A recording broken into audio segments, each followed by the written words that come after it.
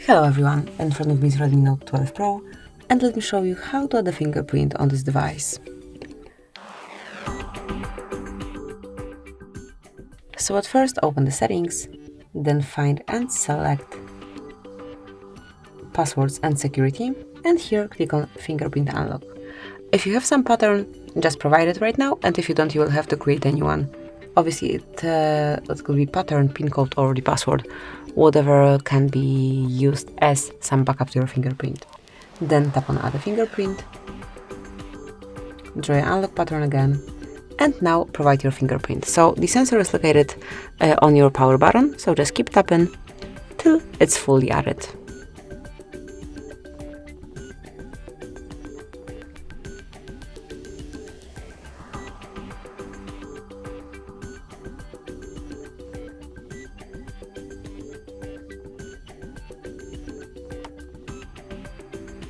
And that's it. As you can see, it is done.